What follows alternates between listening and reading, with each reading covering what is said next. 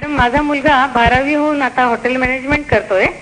तर त्याला आत्ता वाटतंय, 2 वर्ष त्याची झाली आहेत, त्याला आत्ता वाटतंय की आपण आता ऑटोमोबाईल इंजिनिअरिंग मध्येच करायला हवं होतं आणि ते इथल्या देशात नाही, बाहेरच्या देशात करायची इच्छा आहे त्याला. त्यांनी टोफेल दिली आहे, एकदा सॅट पण दिली आहे, पण त्याच्यात त्याचा 1800 स्कोअर काहीतरी कमी पडला. म्हणून मग त्या सरांनी सांगितलं कन्सल्टिंगच्या की तुला चांगली युनिव्हर्सिटी मिळणार नाही तर पुन्हा एकदा ट्राय कर.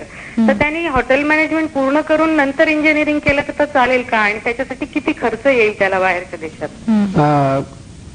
पहा, म्हणजे पुन्हा ऑटोमोबाईल इंजिनिअरिंग करायचं होतं पण इथे मिळालं नाही म्हणून हॉटेल मॅनेजमेंट करावं लागलं. सॅटचा स्कोअर जर 1800 असेल तर तो एक अतिशय चांगला स्कोअर आहे आणि ह्या स्कोअरला त्याला चांगल्या युनिव्हर्सिटीमध्ये ऑटोमोबाईल इंजिनिअरिंगमध्ये ऍडमिशन अजूनही मिळू शकते. फक्त हॉटेल मॅनेजमेंट केलेलं असल्यामुळे त्याचे क्रेडिट ट्रान्सफर होऊ शकणार नाही, त्याच्यामुळे त्याला 3-3.5 वर्षाचा अभ्यास हा अजूनही करावा लागेल. सॅट आणि टोफेल दिलेली असेल तर त्यांनी ताबडतोब युनिव्हर्सिटीजना अप्लाय करायला चालू करावं.